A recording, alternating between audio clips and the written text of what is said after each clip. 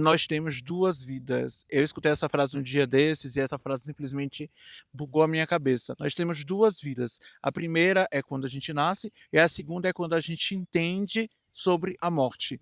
Entender que a morte não é um fim, é uma passagem.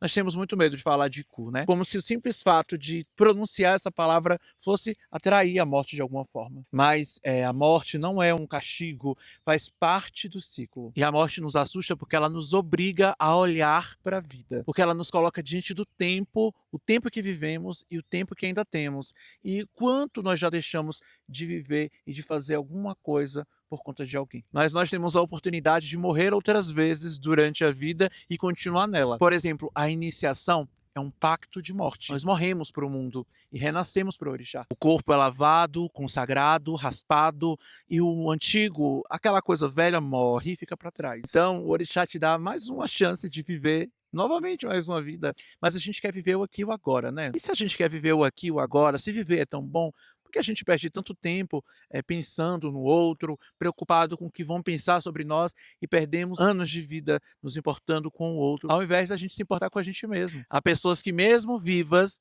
estão deixando de viver. Eu vivi isso também na minha adolescência, eu fui fazendo escolhas na época que não tinham nada a ver comigo. Eu queria agradar os meus pais, eu queria agradar minha família, eu queria agradar as pessoas ao meu redor, eu queria ser amado. E mesmo fazendo escolhas que aparentemente eram escolhas que eram aprovadas por eles, eu ainda assim não fui amado como eu achava que deveria ser. Até o dia que me deu um estalo e eu entendi que eu precisava agradar a mim mesmo. E eu fiz escolhas muito perigosas, mas muito certo do que eu estava fazendo. E eu não me arrependo em momento algum de ter feito essas escolhas. Hoje eu vivo as consequências dessas escolhas.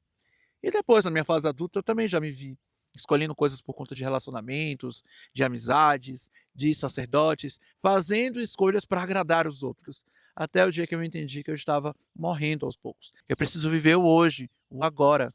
A vida é um milagre. Celebre a vida que você tem. Axé.